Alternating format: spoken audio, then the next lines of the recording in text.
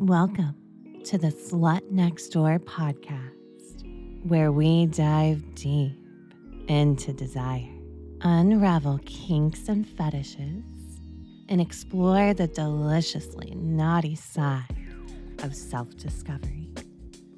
I'm Beatrix Vale, an erotic audio creator, and your guide to all things kinky and curious. So let's begin.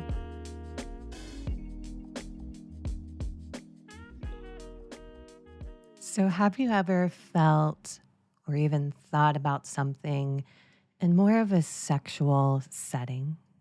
Like maybe while watching porn or just letting your mind wander. And then you almost immediately panic about what it meant. If you've ever experienced this, this episode is going to be for you. I'm talking about the moment a desire shows up and then your mind just starts flooding with questions like, what does this say about me? Do I have to do something about this? Does this mean I'm supposed to change my life, tell someone, act on it, explain it? And for a lot of people, this is where the shame creeps in because it's really not about what you want, but because you've learned to believe that wanting automatically creates some sort of obligation. And that's what we're going to talk about today. I'm going to slow that whole process down because I believe that wanting something privately does not mean you owe it a public life. Desire doesn't have to become this big decision. It doesn't have to turn into action or some big confession or even an identity. Sometimes our sexual desires are just information or even just a sensation or a passing truth that really doesn't need any witnesses.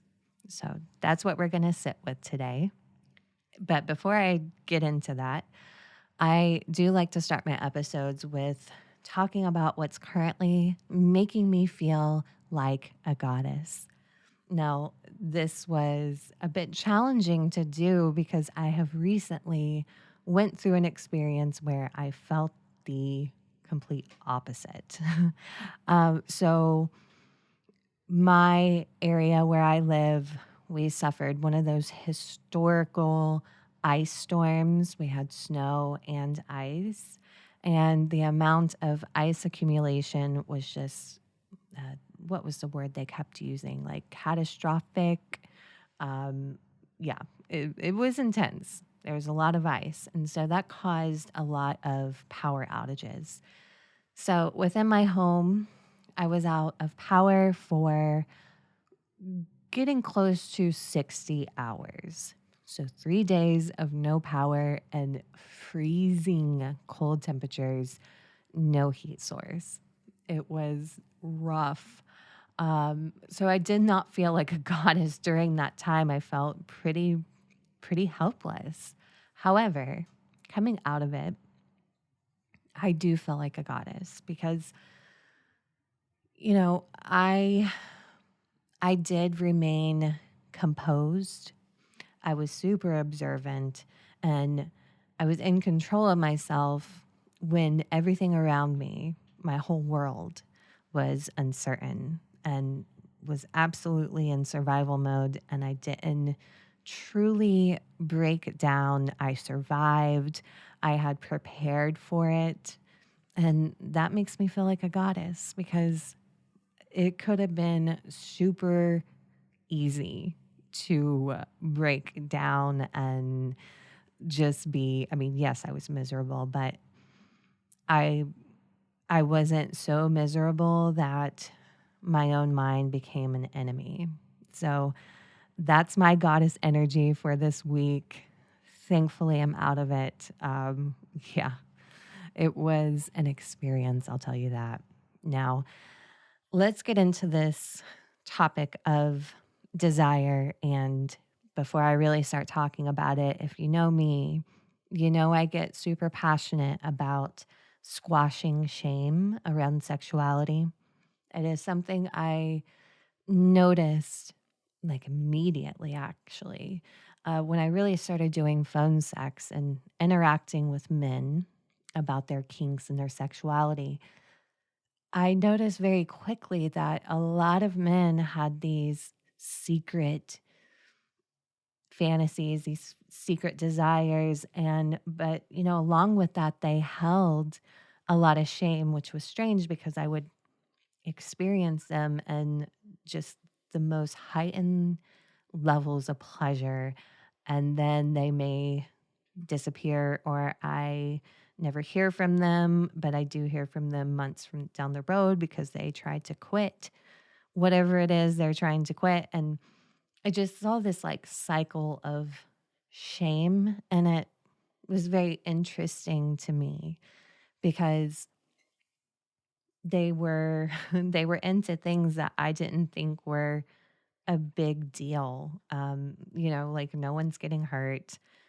It's a pretty common kink, so I don't know what the problem is. So, anyways, I'm looking at the shame, and it makes me sad. It makes me sad because I hate to think that people feel like something that makes them feel good also makes them feel like a piece of shit, like that was just, it's heartbreaking to me. So I love getting into this topic of shame and desire. And we're going to first talk about why wanting something feels like a problem sometimes. Now, in my experience, I think a lot of men must experience desire as this kind of pressure instead of it being like a little curiosity. And my mind can't help but go to sometimes, I think as adults, we fantasize about things sexually, and I can't help but think it's like our inner child still working its imagination, but at this mature level. So I think a lot of men will have a desire, a fantasy, and then it becomes this sort of pressure. Or I think, maybe a new kind of desire appears in their mind, and then immediately they jump to consequences. And also, like, believing that fantasizing about something or desiring something demands an action, um, or I must confess this, or I must explain this. And I don't think it has to be that. Sometimes in our lives, we may come across a new desire and it becomes something that truly defines us. And that's great. I'm more talking about the little desires that you may or may not have that aren't particularly even something you want to act out. Um, let's just say, let me give you a couple examples. Maybe someone might have come across cuckold porn or cuckold audio, and they heard it and thought it was the hottest thing they've ever heard. And they actually don't ever want to live that kind of life out. It's just kind of like a fantasy that's hot. I think that's a good example. Or this is one I saw a lot during my phone sex days. A man who their whole life has considered themselves heterosexual, and then all of a sudden they just have this strange desire, like encouraged by desire. And then they get kind of twisted up and, oh my gosh, am I bi? Am I gay? Like they're wanting an explanation for it. Or do I need to go out and, have oral sex with men because desire this in porn? So those are just a couple examples for you. You may have one that's sitting in your mind right now. Uh, but also with this topic, I can't help but not ignore or think about how a lot of us have some rooted stuff from our childhood, or from religion where we're taught something and that becomes something within our core. So then when you're older and you have these desires, I think that some men might be taught that, a good man knows how to control everything in his life. Or maybe you've been taught that wanting something means that something is wrong or sinful or evil, or that sexual thoughts must be suppressed, or even a very logical line of thinking is sexual thoughts have to be justified. There has to be reasoning behind that. So throw that into the mix, and then a simple desire, something that just kind of tickles your fancy or tickles your brain or tickles, that thing between your legs, that starts to feel like dangerous. It starts to feel like something that needs to be pushed down, avoided, or dealt with, whatever it is. And I think the interesting thing is that when we try to push something down, or if we try to ignore it, something inside of us, that's when it becomes the most loudest, is when we do try to push it down. And so then that starts a whole cycle there. You have this secret desire and you're like, okay, this is wrong. I have to push it away. I have to ignore it. But guess what? Typically, it just comes back even harder because of these weird things that our minds do. And I also think that sometimes, I would say especially for men, that the mind tries to like solve that particular desire instead of just simply feeling it. Because we all know that, I mean, biologically, women are just more internal and emotional and everything, and men can be more on the side of logical. So I think for men, that also becomes something, is you might be trying to treat this desire as something that needs to be dealt with or needs to be solved. I got to put reasoning behind it, when sometimes these desires are just simply a way for us to feel good, or something that just tickles us in certain places. And that's all it is, really. Um, and so that desire just becomes this whole thing, like it's got to be labeled, or it needs to be confessed, or I need to escalate this. If I have this secret desire, I must act it out to see if I'm truly into it. Or if I feel this way inside, it must be how I truly feel as a person.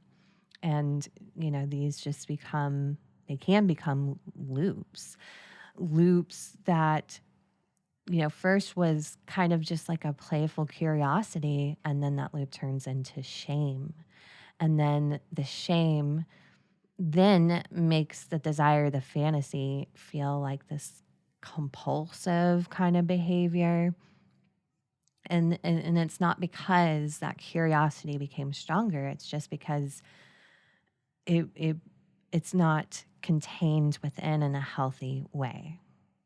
So before we talk about what desire kind of means, I do want to slow down and talk about what it doesn't mean. Now, most of the time, sexual desire happens automatically. And I know you know what I mean by that. You just see something and boom, you feel that little twitch. You hear something and you feel that twitch. A lot of the times, it's going to happen automatically. And so when we have a thought about something that we desire like a particular fantasy that does not equal a decision. It's not an obligation. It's definitely not particularly intention.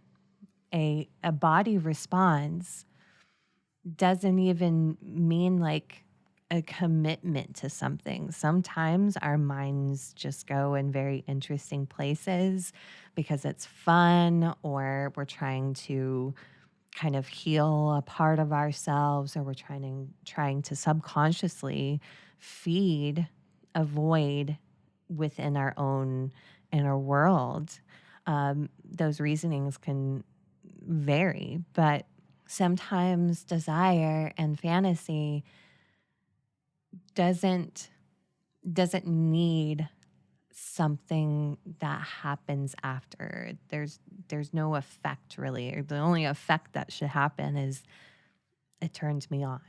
Sometimes. And like I said, for some of these desires that pop into our lives, I mean, you may have a desire that just greatly identifies you as a person. Definitely not looking at that today. I'm looking at the sexual desires that really live in our imagination and our minds, the things that you pretty much know that I I would never do this in real life. Like I'm either too scared or I'm not in a situation where I can try that out. Um, Whatever the reason, but it's definitely something in your mind that feels good. And I think it's perfectly okay to notice a particular want that you have, a desire, without having to make any decisions about it. I don't think there's anything wrong with that. I think we're allowed to let a particular fantasy, pass within our thoughts without truly like having to feed it or even trying to fight it down. I believe that we are allowed to keep our desires contained.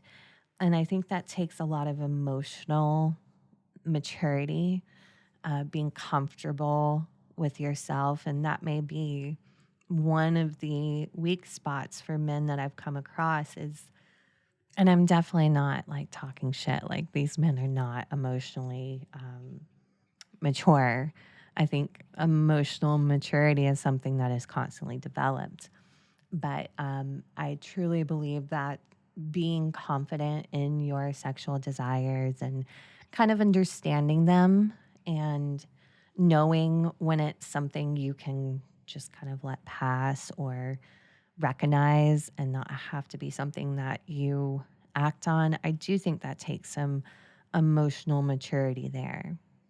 And you're definitely not failing yourself when you decide to keep a certain sexual desire contained, because containing it is a choice. It's not a failure. Because if you're able to recognize, we'll take the cuckold example. If, let's say, that someone recognizes that, man, I love cuckold porn. I don't want to be in a relationship where I am the cuck, but I love it. I think it's so hot. I think it's the hottest thing I've ever heard and seen. Okay. So, what is wrong with that person containing that inside? They don't have to tell anyone because they've already come to the conclusion that I would never do it in real life, right? I don't even want to dirty talk about it with someone, like that's how much they don't want to participate in it, but they still think it's hot. So, what's wrong with them keeping it contained? They're not failing themselves. They're not keeping something from happening in their lives. They're just, I think it's actually pretty healthy because you're recognizing that something feels good. Uh, a lot of times, I also like to take sexual desire and porn and kind of push the judgments aside that, because those things can have some negative connotation. If we push aside the judgments that swirl around these topics. I can easily see, like this cuckold example, as let's say this person also likes to read um, historical fiction for fun. That's a hobby of theirs. They don't do it every day, but every now and then they just love to binge themselves on some historical fiction books. Um, so they're going to, when they're stressed or they need to decompress, they're going to turn to that historical fiction book because it makes them feel good.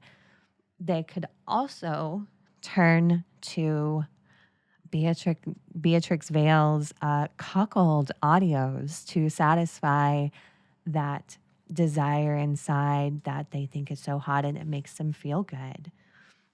I don't see what's wrong in that situation, you know. So my point is that containing something, a desire that you have that doesn't identify you, that doesn't define you, that doesn't need to be said to anyone, there's nothing wrong in containing it within yourself.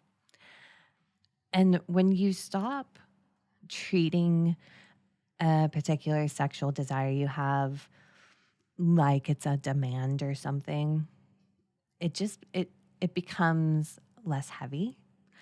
It'll soften and it'll lose that urgency, because when you try to push it away, it's just going to get louder. And then when you finally give in to it, it's just this urgent thing that you just have to masturbate to because you've been pushing it aside for so long and trying to talk yourself out of it. That goes away. It stops escalating within your inner world. It stops becoming that monster that keeps coming back, because it's not a monster. It's just this fantasy that you may or may not have. I also, I think I see it a lot too with even just simple like preference of femdom, whether it be porn or femdom kind of like interaction, or even just femdom fantasies. I see it a lot with men where it's like, man, this is so hot. They love digging into it, but something comes up to where they think, well, fuck this. I'm a man. I don't need this. Or, I think some societal pressure that was developed in their childhood, or, their parents' voice whispering in the back of their head, you got to be a man. The whole patriarchy environment that we've grown up in. And I don't see anything wrong if that makes you feel good, you know, partaking in femdom kind of sexual content. If it makes you feel good, let's even say if it's something that you don't really want to practice in real life, like you are a pretty dominant man in the bedroom, but hey, I like to feel a little smaller, or I like to feel a bit more weaker sometimes when a woman makes me feel that way. What's wrong with that? That's my whole point today. There's no problem in keeping that contained within your own world. Because here's a big point of today's episode is sometimes fantasies are misunderstood, because fantasy doesn't speak in like instruction.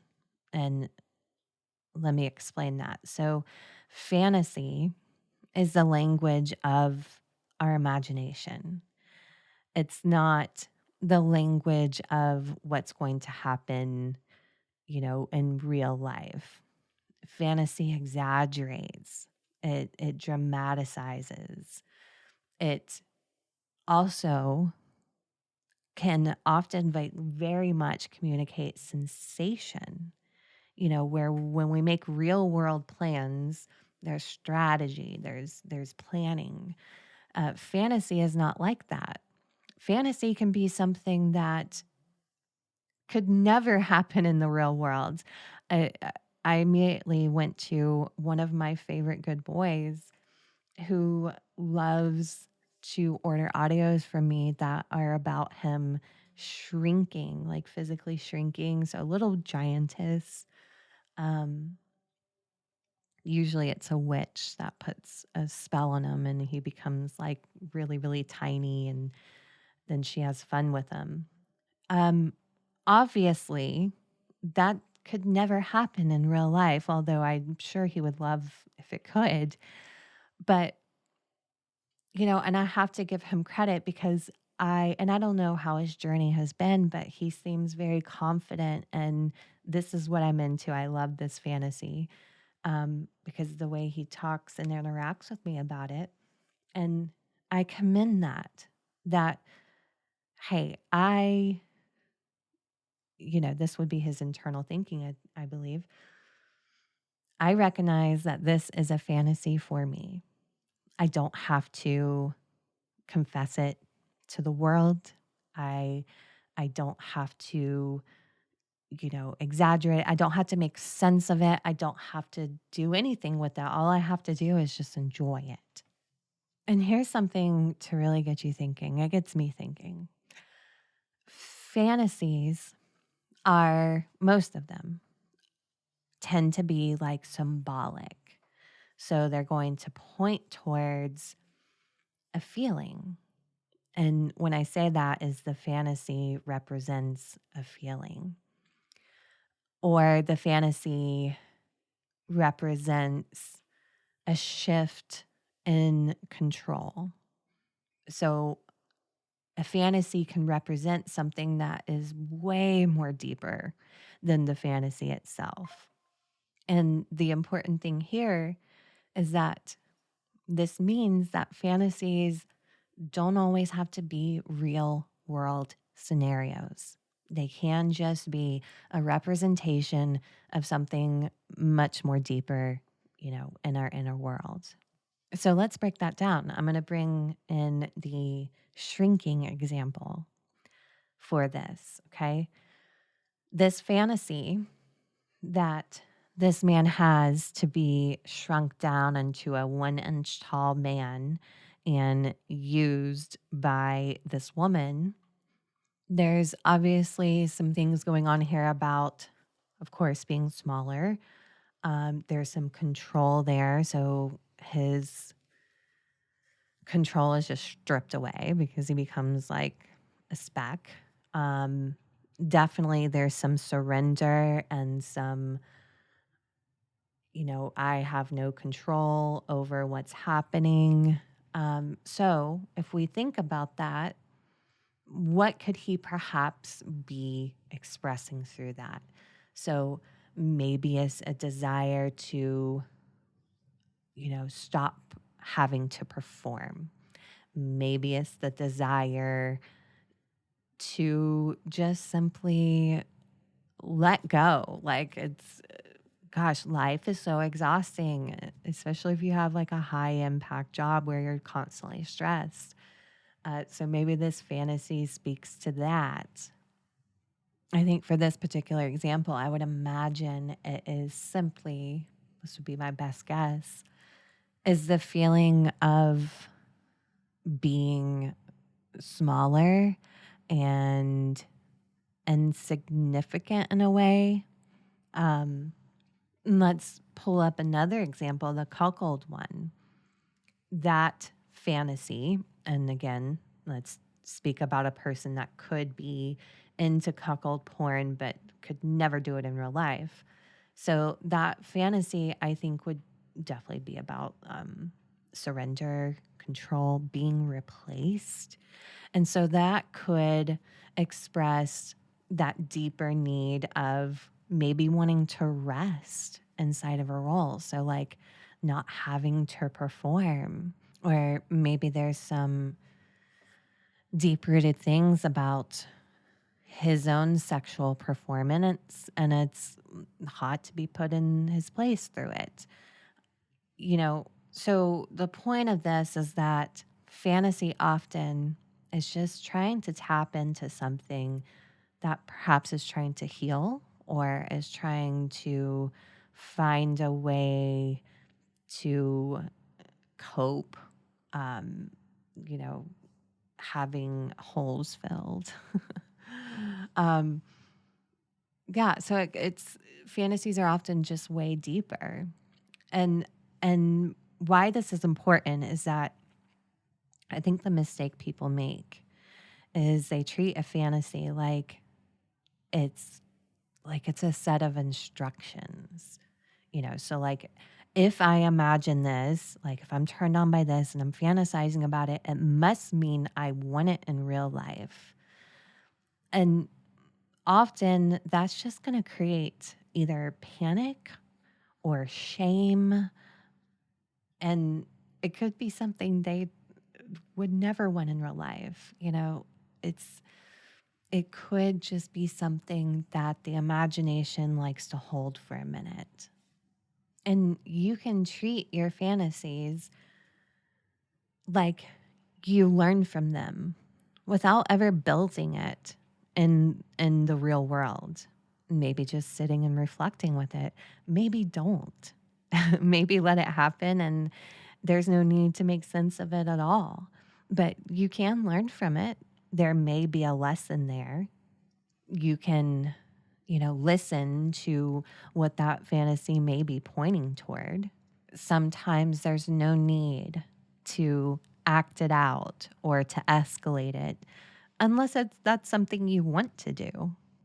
And where the next point is going to be is sometimes being private becomes super important because not everything you understand within yourself needs to be shared.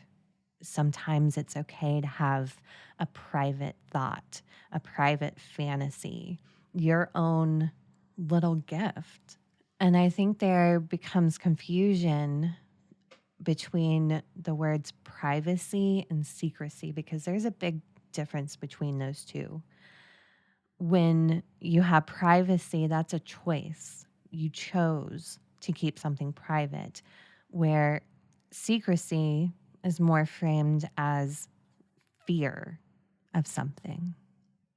Making the choice to have privacy is deciding what belongs only to you, having that internal world that doesn't require witnesses. Privacy is ownership of your inner life. And there's nothing wrong with that.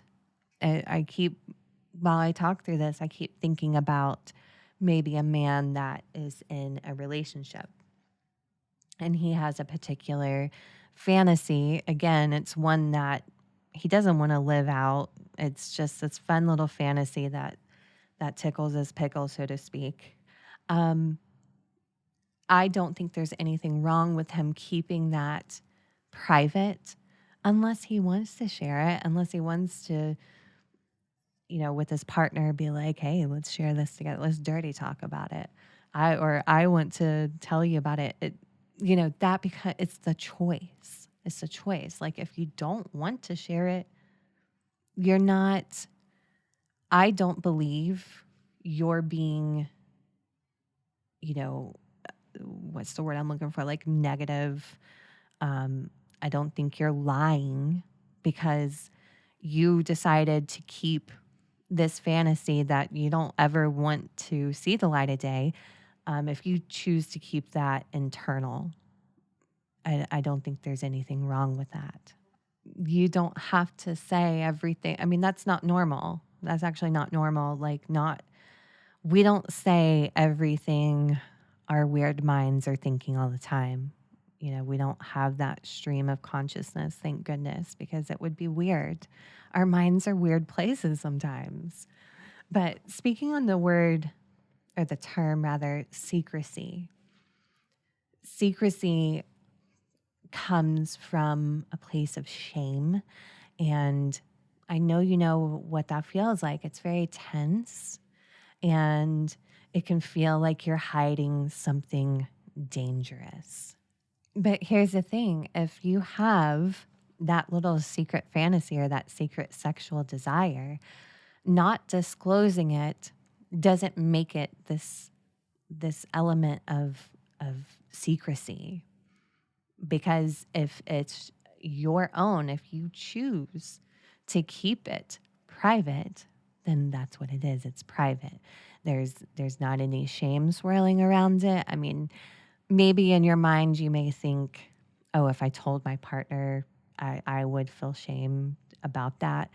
Um, I'm not talking about that. I'm talking more like when you give that little secret sexual desire, when you give it room to be that little monster inside, then it does become more on the side of secrecy because it feels like you're hiding something dangerous. So if you don't have your own self-acceptance with it, then I think it is going to feel like that secrecy. But honestly, I don't think that everything needs to be processed out loud. Having private fantasies when you're in a relationship does not equal betrayal, in my opinion.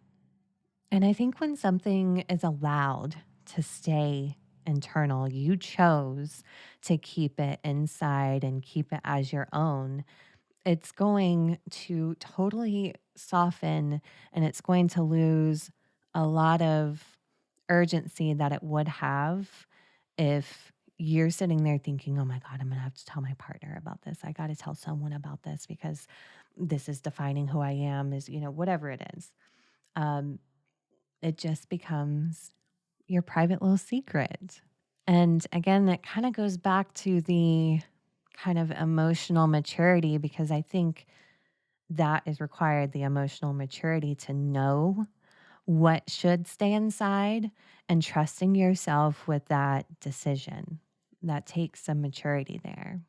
I think a very mature point of view with this topic of sexual desire is being able to say, like, okay, for one, I know that this sexual desire makes me feel good.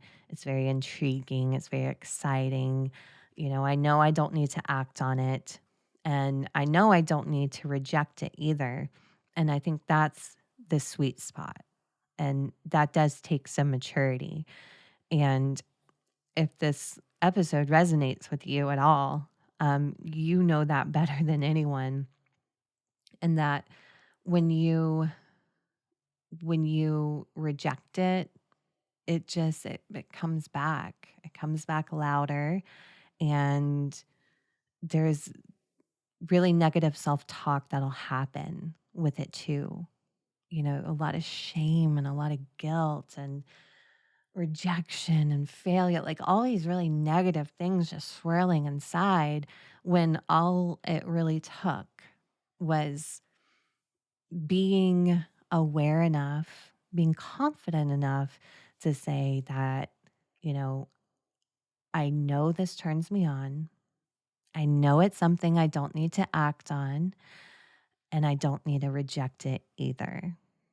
I mean, goodness, I've so many men like from particularly during the phone sex days, so many men I'm thinking about, that would just come to me in a tizzy, like wanting to be bisexual with a man. No one knows about it, but he's calling me because, it becomes like this. He's telling me a secret and he's totally turned on. But afterwards feels really weird about it and really gross about it and questioning everything. And, that just makes me sad because if he could just, in this example story, if he could just accept that, hmm, I know this turns me on sometimes. I don't want to act on it in real life. So, you know what? I'm not going to reject it. I'm just going to accept it as something that turns me on.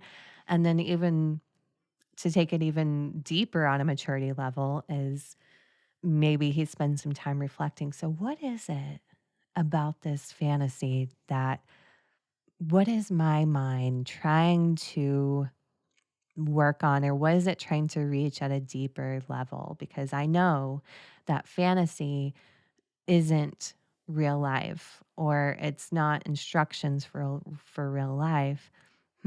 Maybe I want to feel soft. I want to feel what a woman might feel in a sexual setting. I want to feel softer when I'm turned on. That's just an example of what he may be tapping into that has really nothing to do with his sexual identity. Sometimes our sexual desires are just things that we want and really don't need to be lived out. Sometimes our sexual desires do want to be lived out. That takes some maturity inside to know the difference between those two. Or maybe you're in a situation where you're in a relationship, so you can't or you won't act out in real life. That's okay. Accept that sexual desire, dig into it in the safest ways possible. And that's all it is. It doesn't have to be this identity changing stance. It doesn't have to be something that turns into this big, ugly shame spiral. Not everything you want sexually needs to be lived out to be understood. Sometimes when they're not lived out and you do have all that time to live it out in your inner world, I would argue that sometimes that becomes even more understood. But with all that said, this is where I want to leave you. Okay. I want to leave you with some reflection. I definitely don't want you to take anything from this episode and turn it into some work that you have to do, because there's nothing here to solve or decide, no action that you need to take. Now, if anything, I just want you to notice what it is that came up during that episode. What things came up in your mind? Like, were there any sexual desires or particular fantasies that hopefully may feel a little quieter? And I would absolutely want you to notice how different it feels to let a thought exist without having to immediately respond to it. That response being to push it down or going through all these panic spirals or shame spirals of other people discovering something about you or whatever it is. Because wanting something doesn't really mean you have to become it. It doesn't mean you have to explain it, and it doesn't mean you owe it a place in your life, because some desires really do soften when they are allowed to stay private, when you choose to have them be private. And there may be some parts of you that just want to be acknowledged. They want to be acknowledged without you having to act on them. Because I truly believe that you are allowed an inner world that belongs only to you. You are allowed to contain, and you're allowed to trust yourself with what stays inside. So I want to thank you for listening. And if you would like to hear more of my actual content, don't forget to check out the link in my bio or go to missbeatrix.com to find free audios and a ton of other audios that are available in other places. Until next time. And that's a wrap for this episode of The Slut Next Door. where we dive deep into the raw, unapologetic truths of human desire. If you loved what you heard today, make sure to subscribe and turn on notifications so you never miss a juicy moment. Want to connect with me outside the podcast? Click the link in my bio where you can find lots of juicy content and options. Until next time, I'm Beatrix Vale, your slut next door, and I'll see you in the next episode.